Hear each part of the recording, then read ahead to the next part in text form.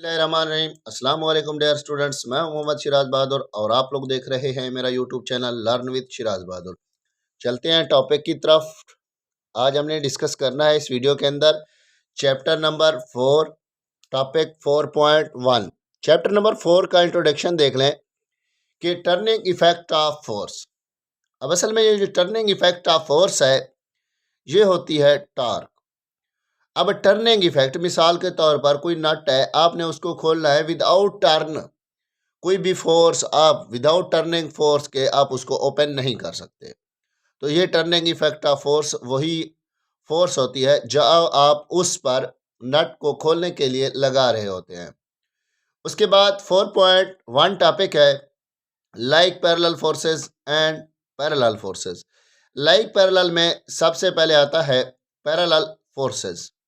Parallel forces those forces which are parallel to each other. अब ऐसी forces जो एक दूसरे के पैरेलल होती हैं, मतलब है कि उनकी डायरेक्शन क्या होती है, सेम भी हो सकती है और सेम नहीं भी हो सकती, लेकिन एक दूसरे के क्या होंगी, पैरेलल होंगी। अब आप देखें कि कुछ बंदे मिलकर एक बस को धक्का लगा रहे हैं। जब वो बस को धक्का लगा रहे हैं तो उनकी फोर्स क्या है, वो पैरेलल फोर्स है, वो एक दूसरे को साथ में लेकर धक्का लगा रहे हैं। मिसाल के तौर पर अगर ये कोई गाड़ी है,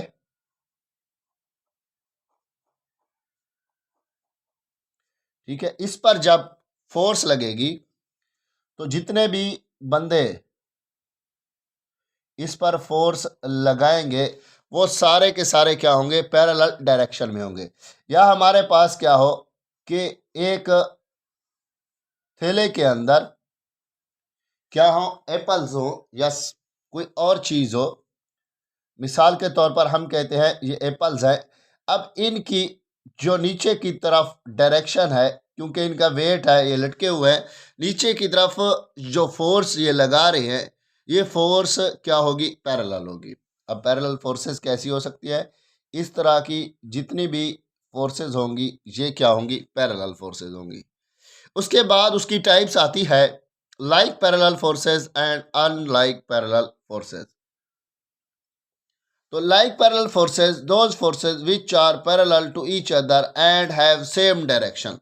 अब उसने शर्त रख दी है फोर्सेस तो पैरेलल ही होंगी लेकिन उनकी डायरेक्शन क्या होनी चाहिए, सेम होनी चाहिए।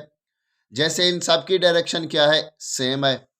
अब उनकी सेम डायरेक्शन है तो आप एग्जांपल के लिए दो ऐसी एरो बना देंगे कि ये दोनों क्या है, लाइक पैरेलल फोर्सेस हैं, यानी एक ही डायरेक्शन में अमल कर रही हैं। उसके बाद आती है unlike parallel forces those forces which are parallel to each other and have opposite direction. यानी होंगी तो ये भी पैरेलल फोर्सेस लेकिन इनकी जो डायरेक्शन होती है वो क्या होगी, वो अपोजिट होगी। अब अपोजिट के लिए देखें कि एक फोर्स अगर इस साइड पर है तो दूसरी की डायरेक्शन क्या होगी, उसके मुखालिफ सिमत में होगी। अगर एक फोर्स अपवर्ड है तो दूसरी फोर्स क्या होगी, डाउनवर्ड होगी।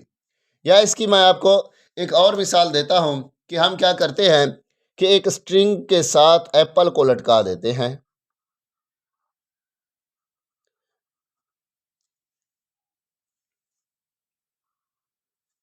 अब जो एप्पल का वेट है वो क्या है, डाउनवर्ड डायरेक्शन में है, और इस एप्पल के वेट की वजह से जो इस रस्सी के अंदर टेंशन आई है उसकी डायरेक्शन क्या होगी, अपवर्ड होगी। क्लियर, उम्मीद करता हूँ ये समझ आ गया होगा। नेक्स्ट देखते हैं 4.2 एडिशंस ऑफ फोर्सेस, यानी फोर्सेस का एडिशन। अब असल में फोर्स भी एक कौन सी क्वांटिटी है, वेक्टर क्वांटिटी है। अब ये जो है वेक्टर को ऐड करने के बारे में कह रहे हैं। स्केलर के लिए तो आपके पास न्यूमेरिकल वैल्यू होती है, आप उसको सिंपली ऐड कर सकते हैं, लेकिन वेक्टर के लिए साथ में डायरेक्शन होती है तो आपने डायरेक्शन को भी साथ में ऐड करना होता है। ठीक है, तो उसको ऐड करने के लिए हम रूल यूज़ करते हैं, उसको कहते हैं head to tail rule. A resultant force is a single force that has same effect. Resultant force एक सिंगल फोर्स होती है जिसका सेम इफेक्ट होता है as the combined effect of all the forces to be added. ठीक है, कि जितना भी कंबाइन इफेक्ट होगा जितनी फोर्सेस का, जिसके ज़रिए हम क्या कर सकते हैं, उनको ऐड कर सकते हैं। उसके बाद हेड टू टेल रूल है। Take any one of the vectors as first. For example vector A, हमने वेक्टर ए की डायरेक्शन बताई है, ये उसका टेल है, ये उसकी हेड है। दूसरा वेक्टर बी है, then draw next vector B, its tail coincide with the head of the first vector. अब उसने क्या कहा है कि पहले आपने वेक्टर ए ले लेना है, उसके साथ आपने वेक्टर बी को कोइंसाइड करवा देना है। ठीक है, यानी उसके साथ मिला देना है। क्या, उसकी टेल को coincide with the head of vector ए। ये वेक्टर ए आ गया, ये वेक्टर बी आ गया।